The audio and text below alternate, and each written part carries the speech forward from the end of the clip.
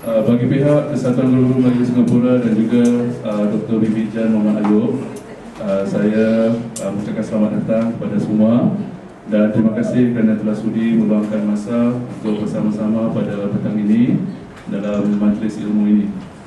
Seperti yang telah dikatakan oleh pengurusi tadi, ini merupakan salah satu kegiatan KJMS yang akan dijalankan setiap bulan insya-Allah, yang mana kita akan menjemput tokoh-tokoh bahasa, sastra dan budayawan setempat. Dan kita juga akan adakan pelbagai lagi kegiatan yang akan merangkumi kegiatan keprofesionalan dan juga kegiatan kebahasaan dan sebagainya. Dan kami harap para hadirin sekalian akan menyebarluaskan maklumat tentang kegiatan-kegiatan ini dan sama-samalah menjayakannya. Sokongan padu daripada para hadirin sekalian amat dialalukan dan semoga segala kegiatan yang kita jalankan ini diberkati Allah, insya-Allah. Baik, jadi tanpa membuang masa lagi, saya akan serahkan majlis kepada pengurusi kita dan semoga majlis pada hari ini akan mendatangkan manfaat, insya-Allah. Assalamualaikum warahmatullahi wabarakatuh.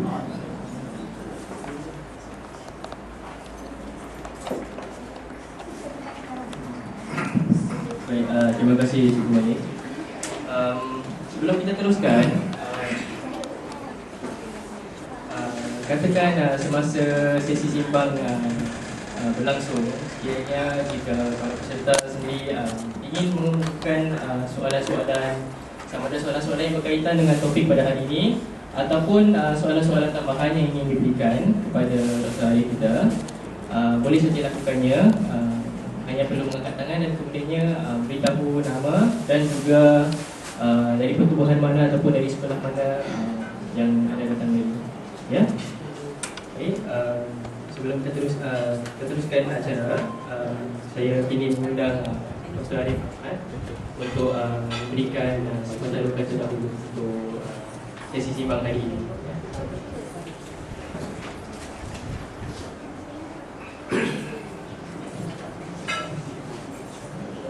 Assalamualaikum warahmatullahi wabarakatuh. Bismillahirrahmanirrahim. Wassalatu wassalamu ala asyrafil anbiya'i minal mursalin wa ala alihi washabihi ajma'in. Yang mulia saudara pengurusi, yang saya hormati saudara Ustaz PJMS yang mengundang saya, moga-moga dia undang saya secara tak resmi, kemudian diresmikan dengan surat undangan. 2 kali undangan datang, 1 kali melalui email saya, kemudian datang pula akan minta kuasa di pasal warna merah KJMS ada, iaitu tanda surat lagi yang ada warna merah. Jadi ada 2 surat urutan. Akhir sekali disampaikan kepada saya 2 soalan yang sudah ditanyakan, kalau mana satu nak saya pilih asal berhubung dengan topik yang disebutkan melihat cabaran pada guru-guru sekarang dan akan datang. Saya fikir bertitik tolak dari soalan yang pertama. Saya nak juga saya nak pembukaan ke ada nak pusat pembukaan ni. Saya fikir kalau sebagai pembukaan saya sampaikan salam saya kepada, saya tengok buku-buku ni macam buku cucu, bukan yang barangkali saya boleh katakan anak daripada orang Islam yang mana kucing saya itu saya anak saya sebab mereka itu bukan sangat didik saya di dekat tua. Yang lain-lain macam saya tak pernah nampak. Okay, cucu jadi kita cakap anak beranak lah, cucu cicit. Mudah-mudahan ada panggilannya. Sebab cerita saya ni kadang-kadang nanti dia menerawang ke alam yang barangkali orang tak pernah dengar, tak pernah tengok. Sebab saya sudah mula jadi guru dalam zaman penjajahan tahun 1940.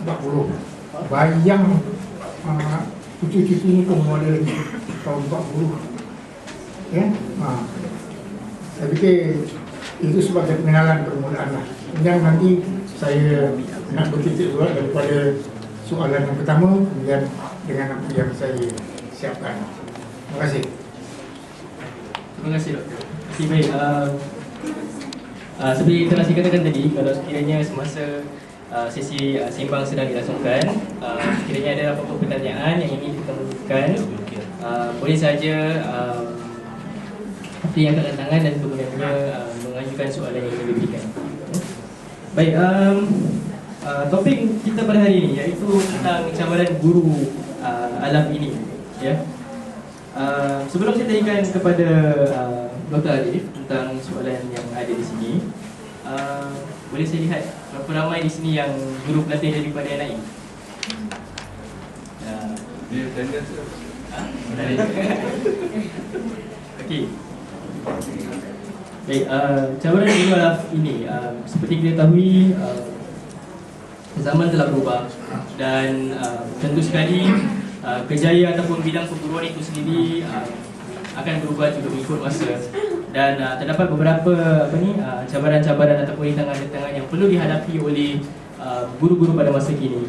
Tidak kira sama ada cabaran dalam profesi, cabaran mendidik anak-anak sekarang, murid-murid sekarang, yang mana mereka adalah generasi yang baharu, yang lain daripada generasi lama. Ya, jadi soalan sekarang adalah bagaimana kita sebagai guru-guru zaman ini ataupun bakal guru zaman ini, ya, akan cuba menghadapi cabaran-cabaran yang ada pada masa kini.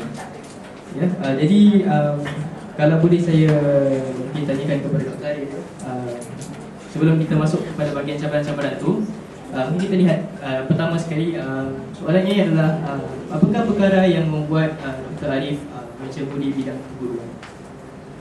Seperti kita tahu bahawa Dr. Arif pada masa dahulu juga merupakan seorang guru, ya, guru bahasa Melayu, dan apakah perkara yang membuat Dr. Arif ingin menjadi seorang guru? Ya, boleh.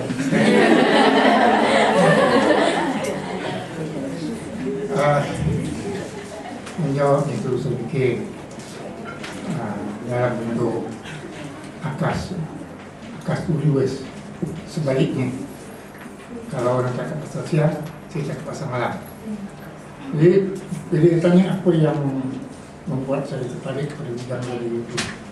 Sebenarnya saya tidak pernah terbetik pada masa mula-mula sebelum berjawatan untuk menjadi guru. Tak ada mimpi saya nak jadi guru, tak ada niat saya nak jadi guru. Saya hanya belajar di sekolah. Saya dapat pelajaran dari sekolah Melayu. Itu pun nasib baik saya ditangkap oleh seorang guru waktu saya main rounders. Umur dah 10, dekat 10, belum 10 lah, 9 lebih. Dekat 10, main rounders lagi ngaji di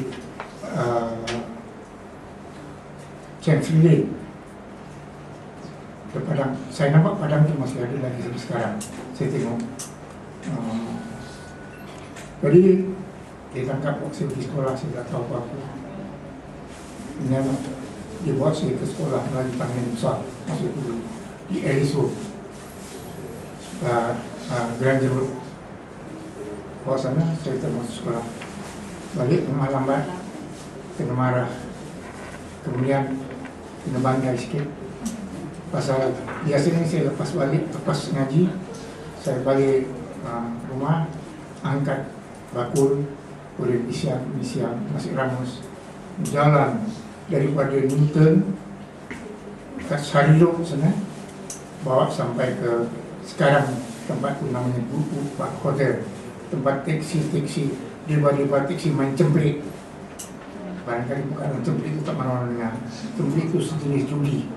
Dia main pakai duit siling, lambung ke kepala bunyi, tak dapat. Itulah kerja dia bertaksi tahun 1930-an. Dia tak dapat passenger, dia duduk sana tunggu passenger di hotel, dia main cemprit. Baru dapat 50 sen, nak ambil second home.